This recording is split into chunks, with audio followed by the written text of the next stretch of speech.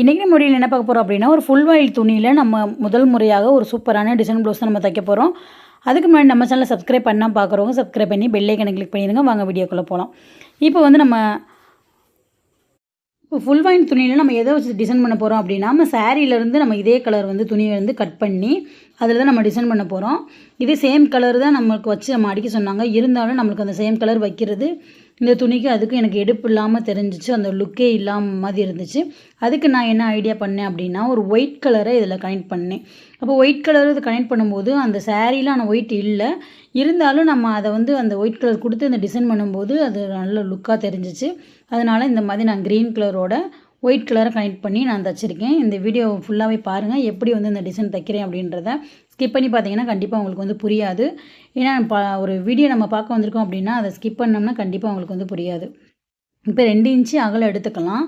எடுத்துட்டு நம்ம நீளம் வந்து உங்களோட கழுத்துக்கு தக்கன நீங்கள் எடுத்துக்கோங்க. அது வந்து கூட குறைய இருக்கும். அகலம் மட்டும் 2 இன்ச்சு எடுத்துக்கோங்க. அதுக்கான பைப்பிங்க்கு வந்து நம்ம 1 இன்ச்சு எடுத்துக்கலாம்.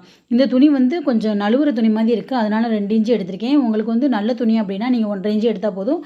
பைப்பிங்க்கு நான் 1 இன்ச்சு எடுத்திருக்கேன். உங்களுக்கு 3/4 இன்ச்சு எடுத்தால் போதும். சேமான அளவுகள் வந்து கரெக்டாக இருக்கும். நல்ல துணினா அந்த அளவுகளை கொஞ்சம் மட்டும் மாற்றிக்கோங்க. இது வந்து நீங்கள் உங்களுக்கு பார்க்கும்போதே தெரியும், நேர் பீஸு கிடையாது. ரொம்ப வந்து நழுவுற துணினால நேராக கூட கட் பண்ண முடியல. அந்தளவுக்கு வந்து இந்த துணி வந்து கொஞ்சம் மோசமாக இருந்துச்சு. அதில் இருந்தாலும் நம்ம டிசைன் பண்ணி கஸ்டமருக்கு கொடுக்கணும் அப்படின்றக்காக கஷ்டப்பட்டு இந்த டிசைன் வந்து தைச்சிருக்கேன். ஆனால் டிசைன் வந்து ஈஸி தான், துணி தான் சரியில்லை. இப்போ வந்து நம்ம 2 இன்ச்சு பீஸில் அந்த 1.5 இன்ச்சு பீஸை 1 இன்ச்சு பீஸை வச்சு மேலே வந்து அடிச்சுக்கலாம். பைப்பிங் வச்சு அடிக்கும்போது அந்த துணி வந்து நடுவில் இருக்கணும். பிசுறு துணி வந்து நம்ம கீழே இருக்க பிசுரோடு சேர்த்து நம்மளுக்கு இருக்க மாதிரி இருக்கணும். பைப்பிங் வந்து நடுவில் இருக்கணும். நம்ம தச்சு திருப்பும்போது பைப்பிங் வந்து நம்மளுக்கு சைடில் போயிடும். உங்களுக்கு வீடியோ நீங்கள் கவனமாக பார்த்துட்டே வாங்க, உங்களுக்கு ஈஸியாக புரியும்.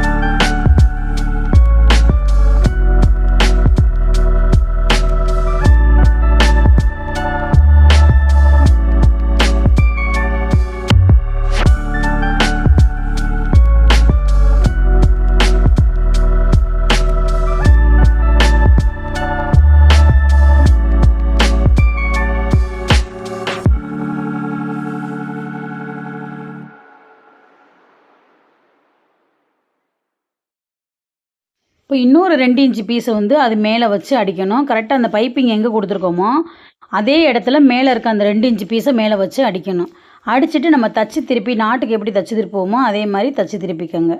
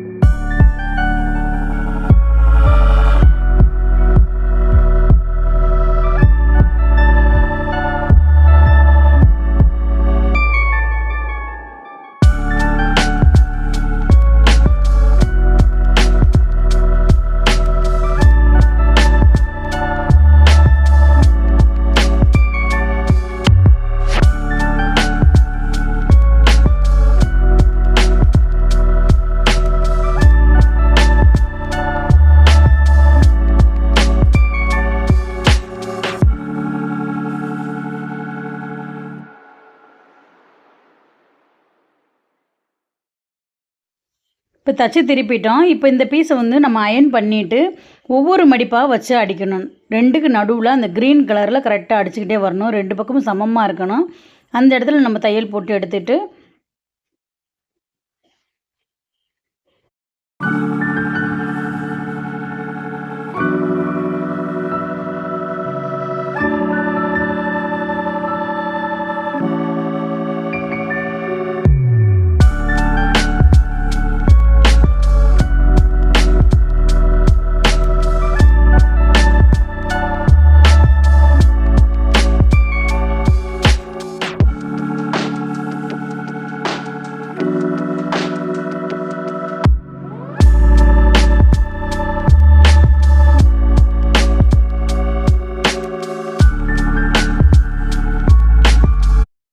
இப்போ மடிப்பு வச்சு நம்ம எடுத்துட்டோம். இப்போ நம்ம ஏற்கனவே வந்து தச்சு வச்ச ப்ளவுஸில் இதை நம்ம வச்சு அடிச்சிடலாம். அந்த ரவுண்ட் நெக்கில் எப்படி நம்ம லேஸ் அடிப்போமோ அது மாதிரி நம்ம சிம்பிளாக அடிச்சிட்டோம் அப்படின்னா நம்மளுக்கு ஈஸியாக ஒரு டிசைன் வந்து ரெடி ஆயிரும். அதே மாதிரி நடுவில் வச்சு அடிங்க. அந்த வளைவு சேஃப் வரும்போது எப்படி நம்ம லேஸை லூஸாக விட்டு அடிப்போமோ அதே மாதிரி இதையும் லூஸாக விட்டு அடிச்சுட்டு அந்த ரவுண்டு சேஃப் வரும்போது அந்த ரவுண்டு ஷேப்பில் வந்து வச்சுட்டு அதுக்கு மேலே தையல் போட்டு எடுங்க. கரெக்டாக அந்த சேஃப் நம்மளுக்கு வரும்.